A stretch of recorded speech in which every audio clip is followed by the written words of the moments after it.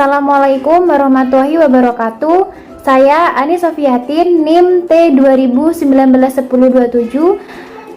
Di sini saya akan menjelaskan pengertian dari pemaparan metode tahapan-tahapan metode manhaji. Nah, yang pertama, menurut Adnan, seorang tokoh yang telah menemukan metode manhaji ini menyebutkan di dalam implementasi tahapan metode manhaji ini terdapat 3 tahapan. Yang pertama yaitu tahapan persiapan, yang kedua adalah tahapan landasan teori atau pendekatan, yang ketiga adalah tahapan sintaks metode manhaji. Pada tahapan persiapan ini kita itu perlu menyiapkan beberapa aspek, diantaranya jumlah peserta didik di setiap kelas itu minimal 15 orang. Yang kedua, peserta didik dibagi berdasarkan tingkat usia atau latar belakang pendidikannya. Kenapa perlu dibagi hal tersebut? Karena dalam metode manhaji ini tidak hanya memiliki satu jilid saja ya, tetapi metode manhaji ini memiliki 4 jilid atau 4 tingkatan. Jadi perlu dibagi suatu kelas dan juga suatu usia ataupun latar belakang pada peserta didik tersebut.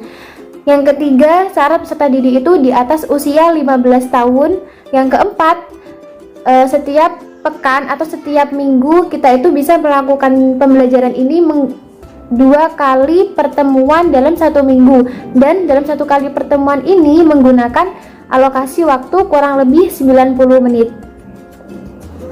Selanjutnya yang kelima yaitu setiap peserta didik itu diharuskan membawa Al-Quran dan alat tulis lainnya. Lanjut ke landasan teori atau pendekatan. Pada tahapan ini, teori ini itu awal berpegang pada satu pendekatan pembelajaran, yaitu pendekatan cara belajar siswa aktif, di mana peserta didik itu menjadi urgen untuk diajak lebih aktif dalam belajar memahami Al-Quran dengan metode manhaji, sehingga diharapkan pada akhir pembelajaran nanti peserta didik itu dapat memahami Al-Quran dari kata demi kata dan ayat dengan baik dan benar ataupun seterusnya. Tahapan yang ketiga yaitu pada sintaks metode manhaji. Nah, pada tahapan ini ditemukan oleh Adnan dibagi lagi menjadi 3 langkah pembagian. Yang pertama adalah analitik, yang kedua adalah sintetik, dan yang ketiga adalah penilaian. Yang pertama, pada tahapan analitik ini dibagi lagi menjadi 3 tahapan. Yang pertama adalah membaca, yang kedua adalah menerjemahkan, dan yang ketiga adalah memahami.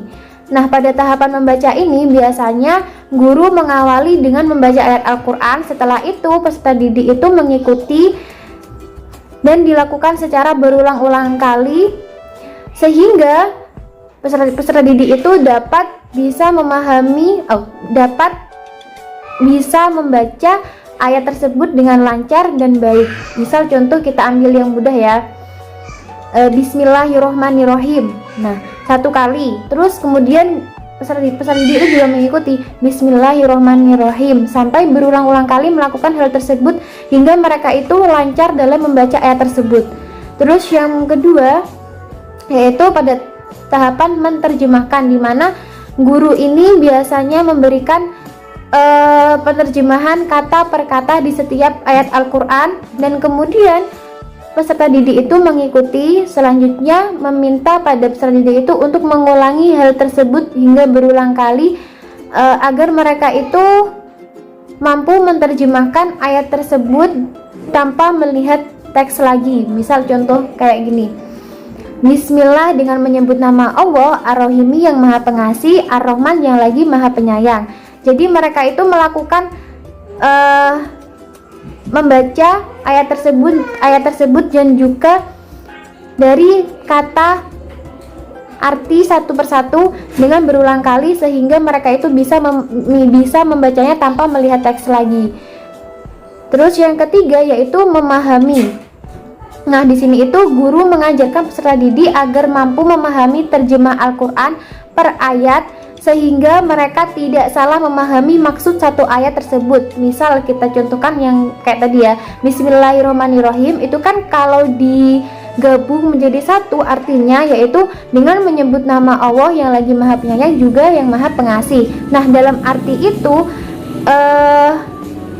secara lengkapnya itu kan beda kalau kita artikan satu persatu ayat, satu persatu kata. Kalau satu ayat langsung kita artikan, itu artinya tuh lebih luas lagi gitu. Jadi di sini itu guru itu memberikan pemahaman kepada peserta didiknya dalam hal tersebut agar tidak terjadi suatu kesalahpahaman.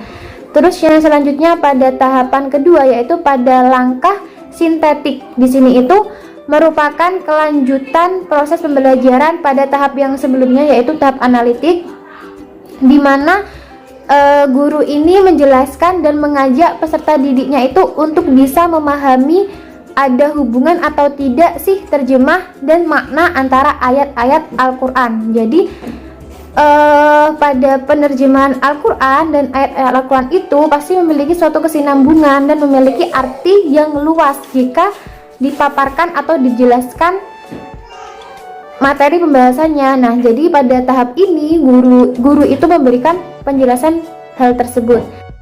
Terus yang ke tahap evaluasi, yaitu langkah di mana seorang guru itu melakukan penilaian kepada peserta didiknya apakah mereka sudah memahami metode manhaji ini dengan baik atau benar. Dan biasanya itu dilakukan berupa tes lisan dan dilaksanakan sebelum dimulai pembelajaran atau setelah proses pembelajaran secara kelompok maupun juga secara individu. Sekian dari saya, semoga bermanfaat. Wassalamualaikum warahmatullahi wabarakatuh.